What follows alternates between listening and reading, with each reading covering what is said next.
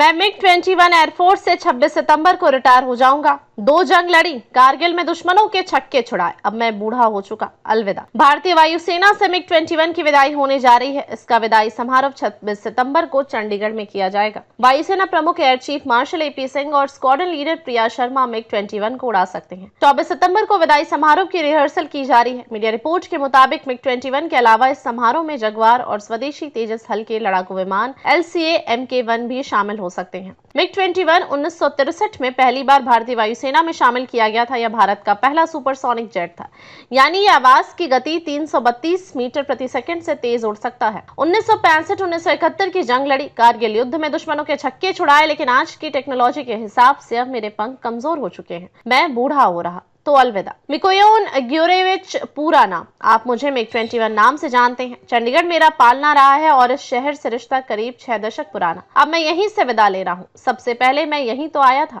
यहीं स्क्वाड्रन बनी, पायलटों की ट्रेनिंग हुई। तब हालात कुछ ठीक नहीं थे। 1962 में भारत चीन युद्ध हुआ था। पाकिस्तान को अमेरिका से F-104 स्टार फाइटर्स मिले थे। खतरा बरकरार था।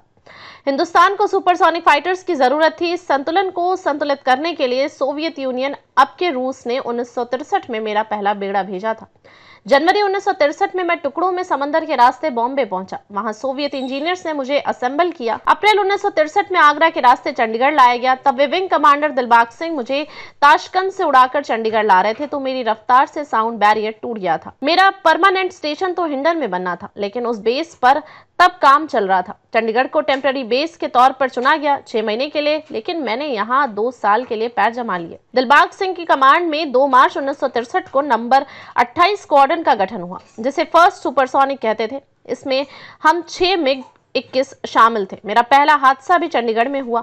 रिपब्लिक डे परेड की प्रैक्टिस करते हुए हम 2 MiG-21 हवा में टकरा गए। शुक्र है कि दोनों पायलट स्क्वाड्रन लीडर MST वॉलेन और फाइटर लेफ्टिनेंट AK मुखर्जी बच गए। मैंने खुद को साबित किया 1965 की जंग में और फिर 1971 में भी, जब मेरी 8 स्क्वाड्रन तैयार थी। 60 के आखिरी दशक में चंडीगढ़ में नंबर 45 स्क्वाड्रन मेरे पायलट्स के लिए प्राइमरी ट्रेनिंग यूनिट बना।